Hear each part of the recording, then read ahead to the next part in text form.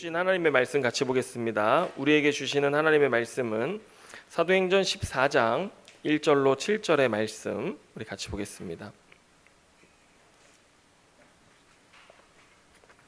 앞에 화면으로도 준비되어져 있습니다. 14장 1절로 7절의 말씀. 자, 우리 같이 한 절씩 교독하겠습니다. 시작.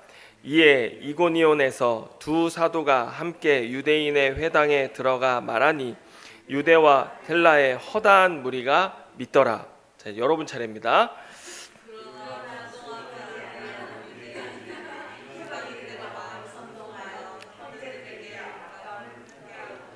두 사도가 오래 있어 주를 힘입어 담대히 말하니 주께서 그들의 손으로 표적과 기사를 행하게 하여 주사 자기 은혜의 말씀을 증언하시니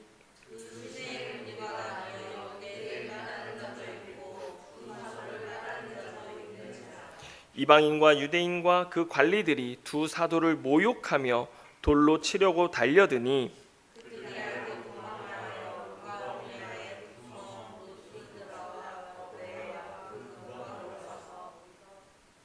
다 같이 읽습니다. 거기서 복음을 전하니라.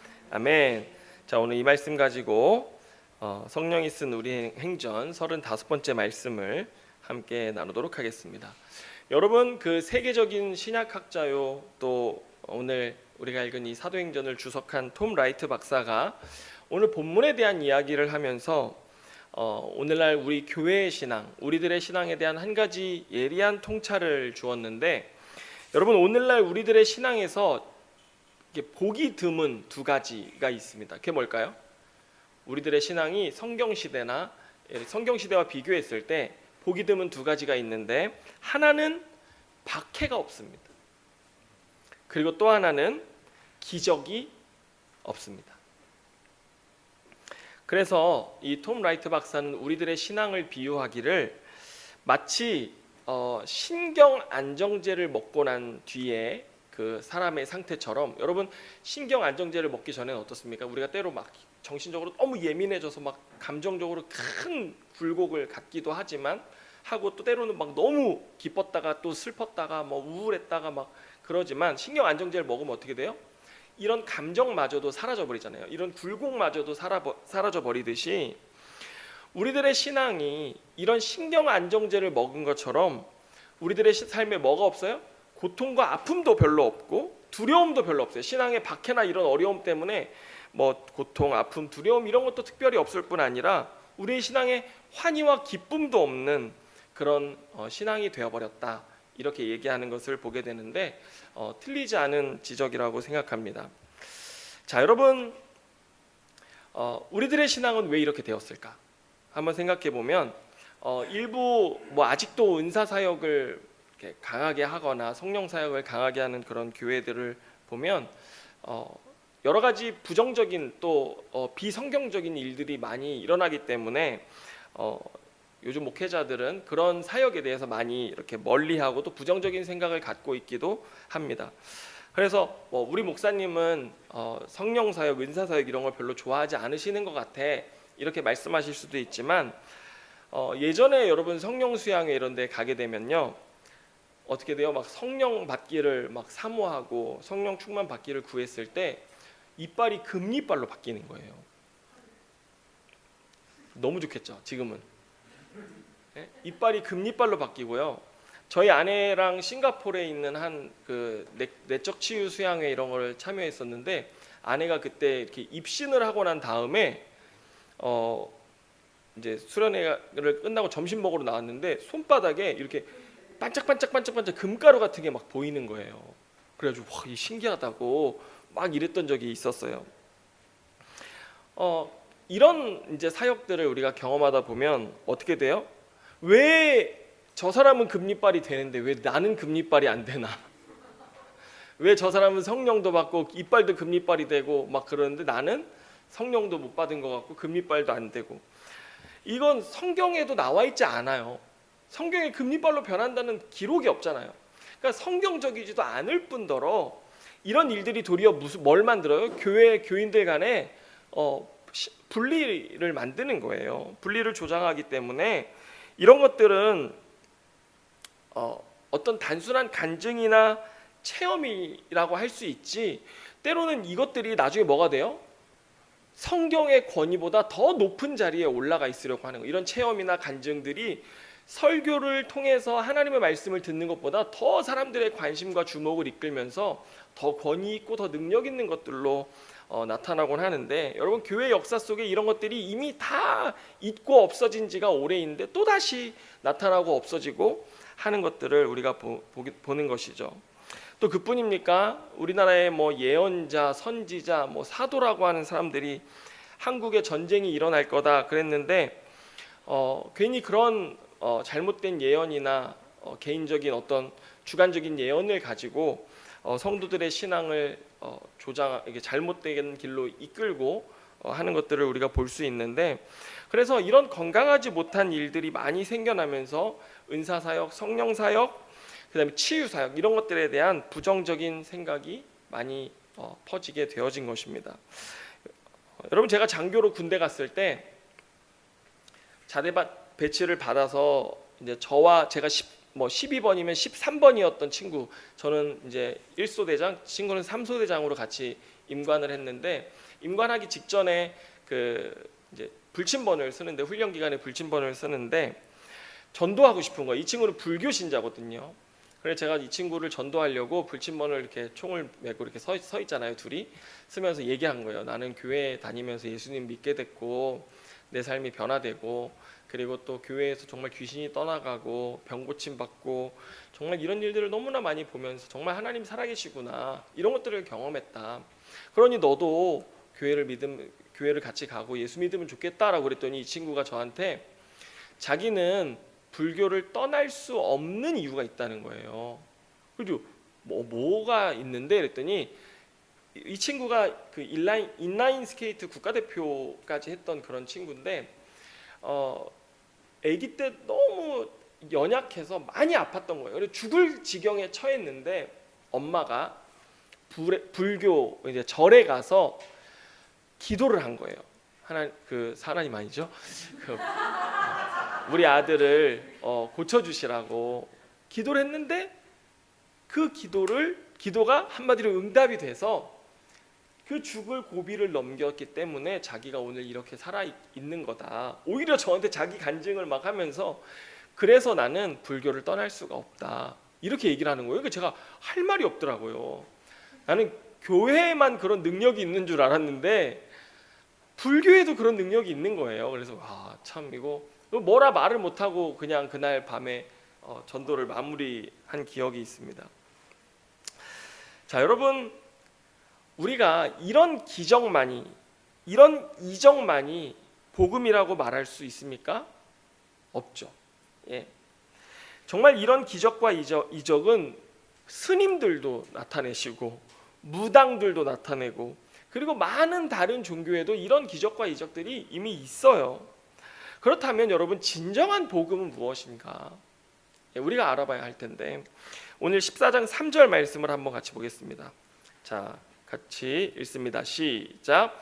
두 사도가 오래 있어 주를 힘입어 담대히 말하니 주께서 그들의 손으로 표적과 기사를 행하게 하여 주사 자기 은혜의 말씀을 증언하시니. 아멘. 여러분 보세요. 이 바울과 바나바가 이고니온에서 전도를 하는데 주님께서 표적과 기사를 그들의 손을 통해서 많이 나타나게 하셨어요. 그래서 자기의 그 말씀이 사실이고 정말 하나님의 살아계신 말씀이라는 것을 증명하게 하시는 거예요. 자, 그런데 오늘 우리가 이 본문에서 주목해 봐야 될 부분이 있습니다. 여러분 여기 보세요. 두 사도가 그 이고니온에 얼만큼 있었어요? 오래 있어, 이렇게 말합니다. 여러분, 오래 있었다는 것은 뭘 말하는 것일까요? 삶을 이야기하는 것입니다. 그들이 이고니온에 오래 있으면서 전도한 것이죠. 여러분, 우리가 복음을 전할 때 어떤 놀라운 능력과 이적과 기적들이 나타날 수 있어요. 사람들이 그것 때문에 놀라고 관심 가질 수 있습니다. 교회에 대해서, 복음에 대해서. 그런데 그들의 삶을 봤더니 아닌 거예요. 거짓말하고 자기 욕심에 사로잡혀 있고 속이는 그런 사람들이라는 것이 드러난다면 여러분, 이런 표적과 기적과 이사, 이런 것들이 어떻게 복음이 될 수 있겠습니까? 그런데 오늘 본문은 뭐라고 말합니까? 그들이 이고니온에 오래 있었다라고 이야기합니다. 오래 있으면서 그 가운데 어떤 일이 일어났냐면 사람들이 그들로부터 말씀을 듣고 그 다음에 기적도 일어나고 그들의 삶을 보면서 그 복음이 복음으로 확증되는 일들이 일어났다라고 하는 것입니다. 여러분, 우리가 기적을 쫓는 것, 이적을 쫓는 것, 정말 어떤 은사가 나타나고 정말 어떤 치유가 일어나고 회복이 일어나는 것, 여러분 그거 굉장히 중요합니다. 때로 우리에게 굉장히 필요합니다. 저희 큰아버지는 지금도 새벽마다 기도하시면서 저한테 문자를 보내세요. 모세 목사야. 제 이름 본명이 모세지 않습니까? 뭐라고 하시냐면은 꼭 예언의 은사와 신유의 은사 받기를 위해서 간절히 기도해라. 이렇게 보내세요. 문자를. 왜요? 예언의 은사와 신유의 은사가 교회가 부흥되는 데 있어서 절대적인 영향을 끼쳤기 때문에 그래요. 제가 아마 여기서 앉은 자를 이렇게 나사렛 예수의 이름으로 명하노니 일어나 걸으라 이러면서 탁 들어 일으키고 예언의 은사를 통해서 막 여러분의 삶에 하나님께서 이렇게 행하기를 원하신다라고 말씀하십니다. 그러니 순종하시고 이렇게 하십시오. 제가 전에도 말씀드린 어떤 목사처럼 여기로 이사하십시오. 직업을 이걸로 바꾸십시오. 이렇게 제가 탁탁 가르쳐 준다고 하면요, 엄청난 사람들이 아마 저를 추종하면서 그런 복을 받기를 원하고 또 그런 치유와 능력을 경험하길 원할 거예요. 우리 병원 앞이잖아요. 얼마나 좋아요. 심장에 막힌 혈관을 뻥뻥 뚫어주고 멈췄던 심장을 다시 뛰게 하고 이런 사람이 된다면요, 아마 엄청난 부흥이 일어날 거예요. 그런데 복음은 그것이 아니라는 것이죠. 복음은 뭐예요? 복음은 삶이다. 오늘 성경 말씀이 우리에게 가르쳐 주는 것입니다. 두 사도가 이고니온에 오래 있으면서 그들과 함께 지내고 함께 보여줬던 그들의 삶이 복음이었다라는 것을 오늘 본문은 나타내주고 있는 것입니다. 여러분 3절에 보면 주를 힘입어 주께서라고 하는 단어가 나옵니다. 여러분 이 주라고 하는 명칭이 오늘 본문에 반복되는데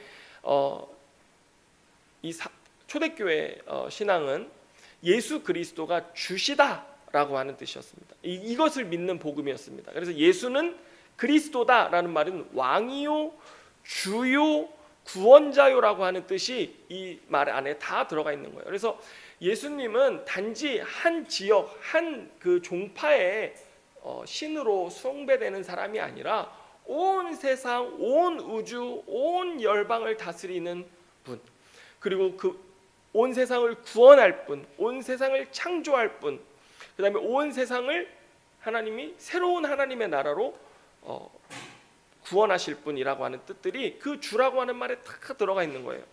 그런데 당시에 로마 황제가 신으로 이제 신격화되기 시작하면서 여러분 이 주라고 하는 단어는 로마 제국 안에서는요, 로마 황제에게만 붙일 수 있는 굉장히 위험한 정치적 단어였습니다. 그래서 누군가에게 주라고 하는 말을 붙이면요, 그는 곧바로 로마 군사들에게 체포되어서 황제에 대한 반역죄로 십자가형에 처해질 정도로 굉장히 위험한 단어가 바로 이 주라고 하는 단어였던 것입니다. 그런데 초대 기독교인들은 그 주라고 하는 이름을 누구에게 붙였어요? 예수 그리스도께 붙였던 것입니다. 예수 그리스도가 주시다. 주는 그리스도시요 살아계신 하나님의 아들이십니다라고 하는 이 분명한 신앙의 고백, 복음의 고백을 그들이 주님께 드렸던 것인데, 여러분 이 복음을 우리가 입술로 고백하고 믿는다는 것 안에는요, 뭐가 담겨져 있어야 돼요? 삶이 담겨져 있어야 하는 것입니다. 여러분 예수님 믿으셨습니까? 예수님이 여러분을 사랑하시고 여러분을 죄악과 어둠 속에서 여러분들을 건지시고 정말 죄와 어둠으로 말미암아 죽을 수밖에 없고 영원한 지옥 형벌에 떨어질 수밖에 없었던 우리의 이 불쌍한 인생을 주님께서 건져내셔서 어떻게 하셨어요? 하나님의 아들의 나라로 우리를 옮기시고 자녀 삼으시고 우리를 사랑하시는 그 하나님의 사랑, 그 경험하게 하셨잖아요. 여러분, 제가 고등학교 2학년 때 예수님을 영접했을 때 5학년 때부터 저는 매년 영접했어요. 5학년 때부터 초등학교 5학년 때 회개하고 첫 부흥회 때, 그리고 여름에 회개하고 겨울에 회개하고 또 여름에 회개하고 겨울에 회개하고, 이거를 고2 때까지 매년 믿었다 죄졌다 믿었다 죄졌다 이렇게 하다가 고2 겨울방학 때 예수님을 온전히 이제 마음에 믿고 내가 다시는 죄 가운데 빠지지 않겠다라고 하는 이 고백을 주님께 드리면서 예수님 앞에 나아가게 됐는데, 그때요 정말 제 삶에 가장 큰 감격이 있었다는 뭐냐면, 죄인을 사랑하시는 하나님의 사랑이라고 하는 것이 제 삶의 가장 큰 능력이었어요. 놀라운 경험이었어요. 저는 제가 죄인이라는 사실을 초등학교 5학년 때부터 알고 있었거든요. 제가 초등학교 5학년 때부터 엄마가 맞벌이 하시면서 친구들이 집에 와서 저의 입에 담배를 꽂아주고 TV에 야동을 틀어주고 저에게 맥주를 따라주면서 술을 함께 건네고, 그러면서 가출을 하고 또 이런 노량진 신도림 노량진 상도동 이쪽 봉천동 일대 빈집을 털고 아이들과 같이, 저는 방학 때 돈이 수백만 원씩 있었어요. 그래가지고 매일 롯데월드를 갔어요. 그러니까 누구보다 내가 죄인이라는 사실을 저는 뼈저리게 알고 있었거든요. 그리고 중1 때 앞에 첫날, 입학 첫날 앞에 앉은 애가 새로운 새 검은색 가방을 샀을 거 아닙니까? 입학했으니까. 그걸 의자에 이렇게 걸어놨잖아요. 그런데 제가 왜 그랬는지 모르겠는데 그걸 하얀색 분필로 다 칠해놨어요. 그래서 입학 첫날 저는 교무실 가고 싸우고 뭐 애들 괴롭히고 이래가지고, 다른 애들 8시까지 9시까지 학교 갈 때 저는 7시에 학교 가서 교무실을 닦고, 교무실을 닦으면 그 선생님들이 이렇게 출석부고 있잖아요. 요 모서리로 때리는 거예요. 여기를. 난 너무 싫어요. 저는 너무 그 선생님들 왜 그랬을까 너무 싫었어요. 그러더니 선생님이 부모님을 뵙자고 해라. 좋은 레스토랑에서 너희 부모님을 뵙고 싶다. 그래서 배웠어요. 뵀더니 이 아이는 도무지 학교를 다닐 수 없을 것 같다며 중1 때 자퇴를 하라는 거예요. 중1 때 자퇴 신고서를 이제 써서 냈는데 학교장이 중1 이제 입학한 지 얼마 안 되는 애를, 그리고 제가 또 공부는 잘했어요. 그래가지고 얘를 왜 자퇴시키냐면 자퇴서가 반려되면서 다행히 학교를 다닐 수 있게 되었는데, 그 이후에도 뭐 늘 방황하고 뭐 죄 가운데 살고 그러면서 고등학교 때는 뭐 더 했잖아요. 그러니까 저는 내가 죄인이라는 사실, 교회 가도 저는 죄인이고 학교 가도 죄인이고 집에서도 죄인이고 나 스스로를 생각해도 죄인이라는 사실이 너무나 명백했어요.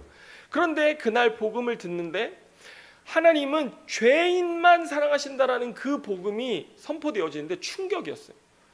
하나님은 의인을 사랑하시는 것이 아니라, 그러니까 쟤네들 사랑하는 게 아니라 누굴 사랑하시는 거예요? 나를 사랑하시는구나. 나 같은 죄인을 하나님 사랑하시는. 그래, 나를 위해 십자가에 죽으시기까지 물과 피를 다 쏟으시고 나를 사랑하셔서 나의 죄를 대신해서 십자가에 죽으셨고, 나의 죄가 예수 그리스도를 믿음으로 말미암아 용서함 받고 하나님의 자녀가 되고 하나님의 그 영원한 사랑을 누릴 수 있는 자가 됐다는 것이 엄청나게 큰 은혜였어요. 그래서 예수님을 믿기로 결정을 했어요. 그러고 나서 제 삶이 바뀌기 시작했어요. 왜요? 우리가 믿는 복음은 뭐예요? 온 세상을 창조하실 뿐만 아니라 우리를 지으시고 죄악과 어둠 속에 하나님을 떠난 우리를 죄악 가운데서 건져내신 그분께로 돌아가고 그분 앞에 서고 그분을 따르는 삶이 하나님이 진정 우리의 삶에 원래 창조할 때의 모습, 목적하셨던, 계획하셨던 그 삶이었기 때문에 그 하나님의 말씀을 따라 순종하는 것이 가장 의롭고 선하고 진실된 삶이라는 것을 알고 제 삶이 조금씩 바뀌어 나가기 시작했어요. 여러분, 우리가 예수 믿기 전에는 어떻게 살아갑니까?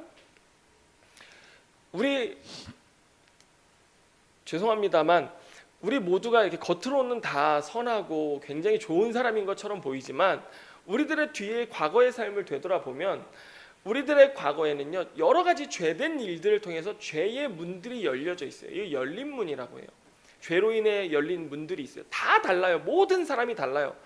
그래서 그 죄로 열린 문들에 우리는 연약하고 넘어지기 쉬워요. 그런데 예수 그리스도께서 내 삶의 주인 되심으로 말미암아 어떤 일이 일어나요? 주님의 말씀의 통치 가운데 우리가 순종하고 그분의 뜻 앞에 순종함으로 이런 죄된 열린 문들을 하나님께서 하나씩 닫아주시는 거예요. 그래서 우리가 의롭고 거룩한 하나님의 자녀로 우리가 변화되어져 가고 세워져 가는 것이거든요. 여러분, 그것이 복음의 능력이라고 하는 것입니다. 복음은 다른 것이 아니라, 어떤 기적이 아니라 뭐예요? 변할 수 없는 나, 죄인인 나를 바꾸시는 하나님의 놀라운 능력이 뭐예요? 복음이에요. 그 복음을 우리가 경험했잖아요. 그래서 그 복음을 깨닫고 변화되는 그런 우리들의 모습이 참된 복음이고, 그 삶을 사람들이 보잖아요. 보면서 뭘 느껴요? 하나님 살아계시구나. 저 한 사람이 예수 그리스도의 십자가의 사랑으로 말미암아 변화되어지는 것을 보면서 사람들은 뭘 보는 거예요? 예수 그리스도의 복음에는 능력이 있구나. 이것이 기적이고 이것이 표적이고 하나님의 은혜가 무엇인지를 우리의 삶을 통해 드러내는 증거였다라고 오늘 본문은 말씀하고 있는 것입니다. 여러분, 오늘 여러분의 삶에 예수 그리스도가 주인 되십니까? 예수 그리스도가 내 삶의 주인 되신다라는 삶에는요, 우리가 이렇게 나와 단순히 예배하는 것만을 의미하지 않습니다. 우리가 하나님의 말씀을 듣고 묵상하며 그 가운데 기록된 되어진 뜻대로, 여러분, 우리가 믿는 주는 단순히 내 삶을 복되고 잘되게 하기 위해서 있는 주님이 아니시잖아요. 그렇죠? 그분은 온 세상을 통치하시고 온 세상을 다스리시고 온 세상을 구원하실 분이세요. 그러면 온 세상이 그분의 뜻대로 변화되어지고 온 세상이 그분의 통치가 이루어져야 되고 온 세상이 어떻게 돼야 돼요? 그분이 원하시는 일들이 일어나야 되는 거잖아요. 그럼 오늘 우리의 삶은 그분을 내 삶의 주인으로 모심으로 그분을 따르는 삶에 순종하기 시작했을 때, 여러분, 그것이 우리가 복음을 믿는 이유고 목적이라고 하는 것입니다. 그래서 여러분, 우리가 큐티해야 되는 이유, 하나님의 말씀을 알아야 되는 이유, 우리가 교리를 공부하고 성경을 공부해야 되는 이유가 뭐예요? 하나님 내 삶 가운데 어떤 목적과 계획을 가지고 계시는가, 하나님 내 삶을 통해서 어떤 일을 행하기를 원하시는가라고 하는 것들을 우리가 알고 순종의 걸음을 걸어 나가기 시작해야 한다라고 하는 것입니다. 여러분, 이것이 복음이 말하는 우리들의 삶인 것이죠. 그래서 오늘 여러분 삶 가운데 내가 복음 안에서 하나님의 뜻을 알고 하나님의 계획을 알고 하나님의 목적을 아는데 순종하지 못했던 영역들이 있다면 여러분 순종하시기 바랍니다. 순종할 힘이 내게 없어요. 그럼 어떻게 해야 됩니까? 기도하며 성령께서 그 삶 가운데 순종할 수 있는 능력 주시기를 구하는 것, 그것이 우리가 성령 충만을 받고 성령을 받는 이유와 목적인 것입니다. 우리가 하나님의 말씀에 순종케 하는, 말씀을 깨달아 알고 순종케 하는 힘이 뭐예요? 성령의 능력이라고 하는 것입니다. 그래서 오늘 바울과 바나바는 이고니온이라고 하는 그곳에서 오래 있으면서 내 삶 가운데 역사하신 하나님, 내 삶 가운데 일하신 하나님, 그 하나님을 나타내고 증거하고, 그리고 그분이 내 이 이고니온이라는 지역 안에도 이 온 땅 가운데 온 우주 가운데 주인이시라고 하는 것을 증거하기 시작했을 때 그들의 삶의 주인 되시는 그 놀라운 역사가 그들의 삶의 기적까지 가지고 오게 되어졌다라고 하는 것입니다. 그래서 우리는 오늘 신앙을 할 때 어떤 기적이나 이적 이런 것들을 기대하기보다 뭐 해야 돼요? 내 삶 가운데 이루어지는, 내 삶 가운데 역사하시는, 내 삶 가운데 주인 되기 원하시는 그 주되심에 대해서 우리가 집중해야 하는 것입니다. 여러분, 우리의 삶에 박해가 없잖아요. 그런데 왜 박해가 없는 줄 아십니까? 사실 우리의 삶에는요, 치열한 영적 싸움이 있어야지 옳습니다. 우리가 외적인 박해 없을 수 있습니다. 하지만 우리 안에 뭐가 있어야 돼요? 우리 안에 예수 그리스도가 주가 되시냐, 내가 주가 되냐라고 하는 치열한 영적 싸움이 오늘 우리 안에 있습니다. 그리고 있어야 올바른 신앙생활인 것입니다. 여러분, 제가 신학교 1학년 때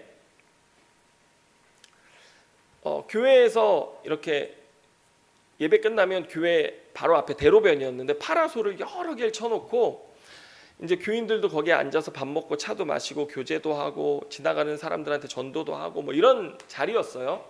그래서 저도 이제 신학교 1학년 때 예수님 만나고 얼마나 막 뜨겁고 영적으로 막 그 도전 의식이 있는 그런 때입니까? 그런데 만취한 한 분이 그 파라솔 한 자리에 앉으시는 거예요.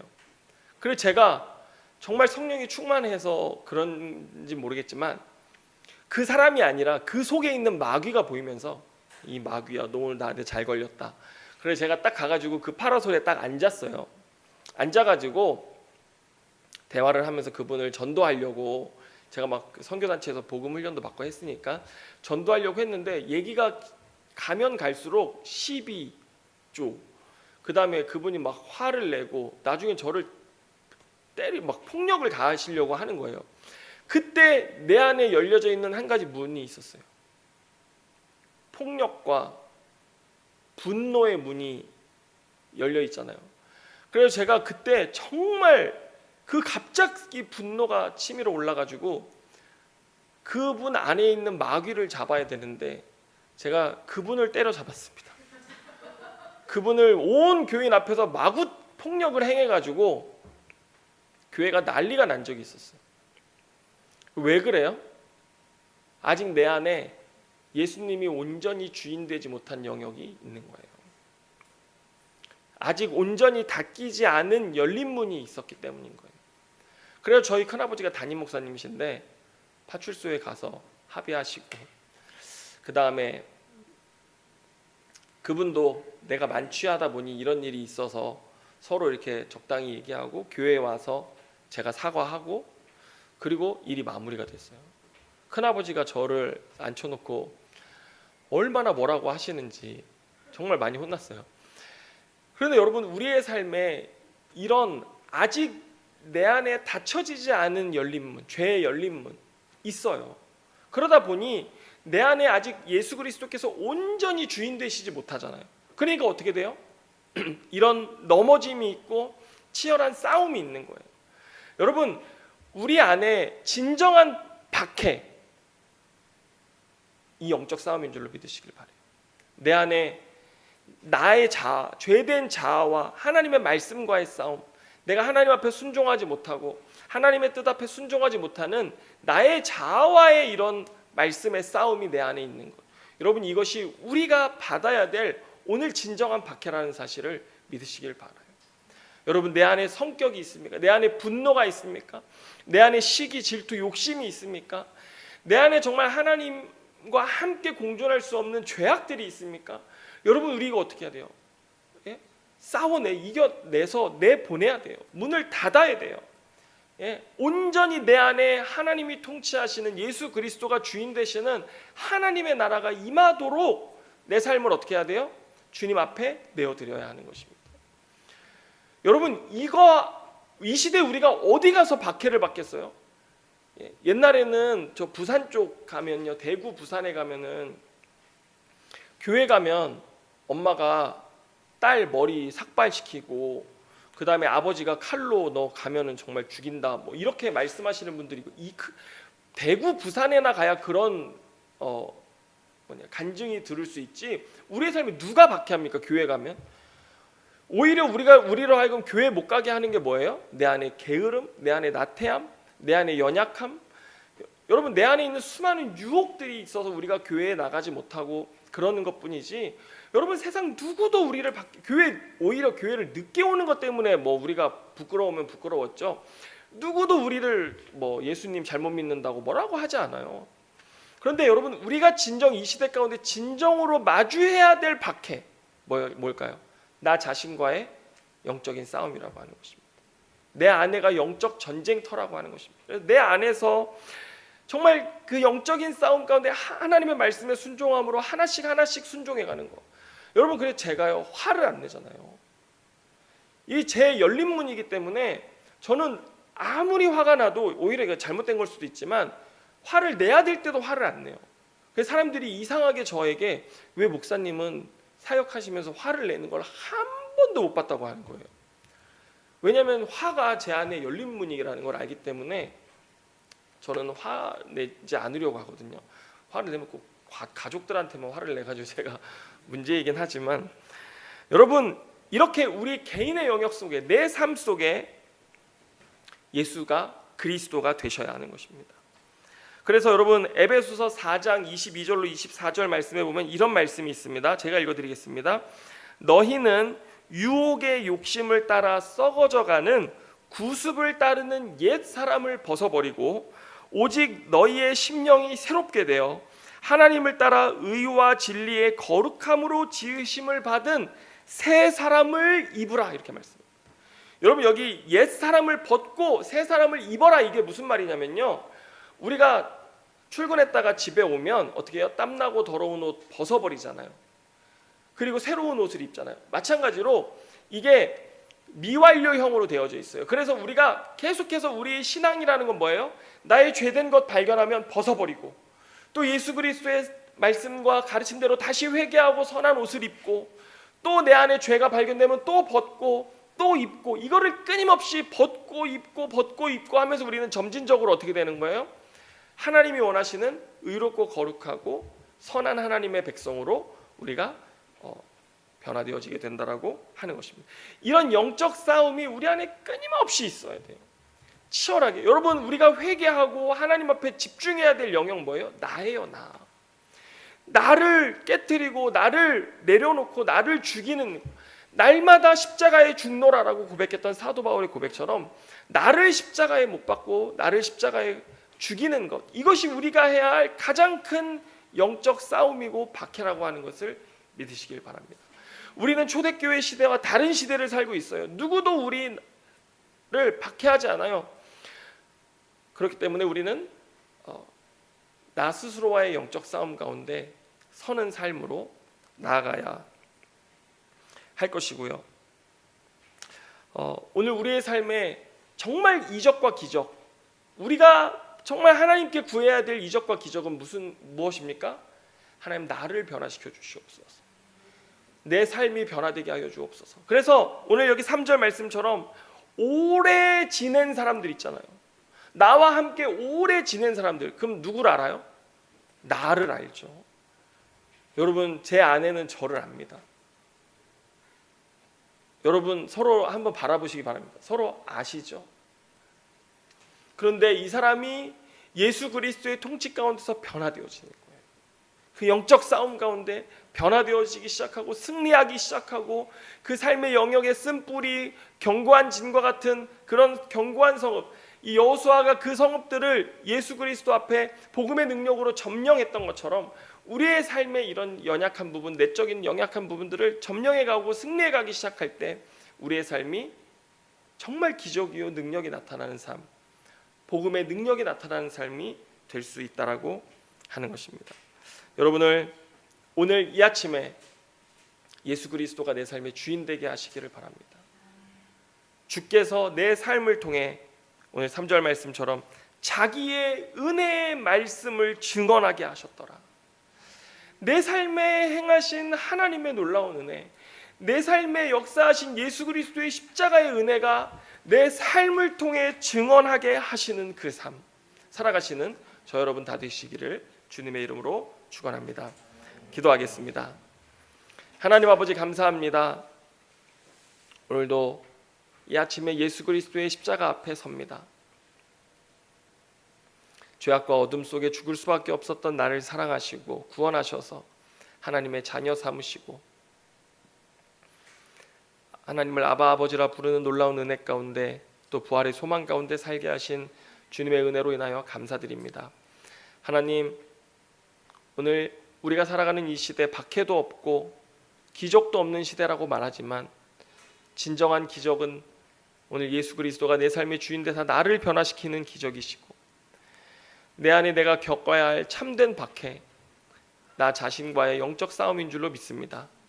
주여, 오늘 우리의 연약함을 아시는 주여, 우리의 죄악됨을 아시는 주여, 우리의 완고하고 이기적이고 탐욕적인 모습을 아시는 주여, 오늘 나를 변화시켜 주시고 내 삶에 온전히 주가 주인 되어 주옵소서. 모든 것 주님께 감사와 찬양과 영광을 올려드리며 예수님의 이름으로 기도드립니다. 아멘.